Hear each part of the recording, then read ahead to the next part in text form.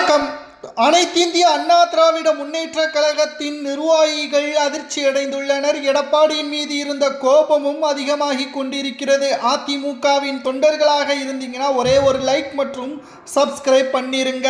அதிமுகவின் முன்னாள் அமைச்சர்கள் விஜயபாஸ்கர் 2 பேரும் தாவேகாவில் இணைந்து மாவட்ட செயலாளர் பதவியை பெற்றுவிட்டனர். செங்கோட்டையன் அவர்களது தலைமையில் தாவேகாவில் இணைந்த நிலையில் அதிமுகவின் நிலைப்பாடுகள் பற்றியான தகவல்களை தற்பொழுது வெளியிட்டுள்ளனர். தற்பொழுது நடக்கக்கூடிய தாவேகாவின் ஆட்சி அம்மாவின் ஆட்சி என்றும் எம்ஜிஆரின் ஆட்சி என்றும் தற்பொழுது கூறியுள்ளனர். ஆனால் அதிமுக இனி வாழ்வது கடினம். ஏனென்றால் அதிமுகவில் எடப்பாடி பழனிசாமி அவர்கள் இருக்கும் வரைக்கும் வெற்றி வாய்ப்பை உறுதி செய்ய முடியாது. பெண்களது ஆதரவும் இளைஞர்களது ஆதரவும் அதிமுகவிற்கு இல்லை என்பதை திட்டவட்டமாக முன்னாள் அமைச்சர்கள் தற்பொழுது வெளியிட்டுள்ள செய்தி அதிமுகவின் நிர்வாகிகளுக்கு அதிர்ச்சியையும் எடப்பாடியின் மீது கடுமையான கோபத்தையும் ஏற்படுத்தியுள்ளது. பல முறை நாம் கூறியிருந்தோம், எடப்பாடி பழனிசாமி அவர்களது செயல்பாடுகள் முற்றிலுமாக மக்களை கொண்டு செல்லக்கூடிய வகையில் திட்டங்கள் எதுவும் இல்லை, வெற்றிக்கான வாய்ப்புகள் இல்லை. கூவத்தூரில் எடப்பாடியை முதல்வராக சசிகலா தான் தேர்வு செய்தாரே தவிர மக்கள் ஒன்றும் எடப்பாடியை அங்கீகரிக்கவில்லை என்பதை ஏன் எடப்பாடி புரிந்து கொள்ளவில்லை?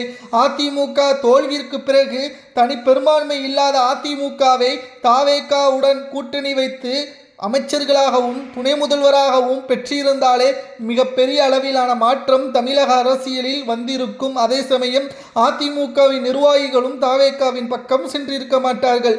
ஆனால் அனைத்தையும் தவறான எண்ணத்தில் புரிந்து கொண்டு எடப்பாடி தனது கட்டுப்பாட்டில் அனைவரும் வர வேண்டும் என்று நினைத்து மிகப்பெரிய அளவிலான மோசமான ஒரு நிலைமையை தற்பொழுது உருவாக்கிவிட்டார்.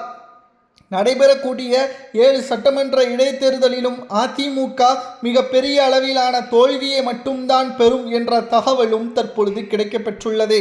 மக்களின் வாழ்வாதாரத்தையும் தொண்டர்களது எதிர்காலத்தையும் எடப்பாடி கேள்விக்குறியாக மாற்றிவிட்டார் என்று அதிமுகவின் நிர்வாகிகள் எடப்பாடியின் மீது கடுமையான கோபத்தில் இருப்பதாக செய்திகளை நம்மால் பார்க்க முடிகிறது.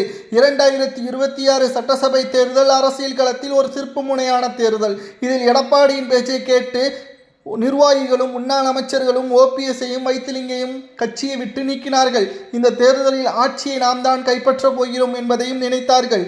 ஆனால் தேர்தல் முடிவுகள் வெளியான பிறகு மிகப்பெரிய ஒரு தோல்வி. எடப்பாடியால் அதிமுக 3வது இடத்திற்கு வந்ததற்கு காரணம் எடப்பாடியின் ஒட்டுமொத்தமான தவறான தலைமைதான் என்பதையும் தொண்டர்கள் புரிந்து கொண்டார்கள். தற்பொழுது தாவேகாவில் இணைந்த மூத்த முன்னாள் அமைச்சர்கள் நிர்வாகிகள் தாவேகாவில் இணைந்து மாவட்ட செயலாளராக வந்துள்ளனர்.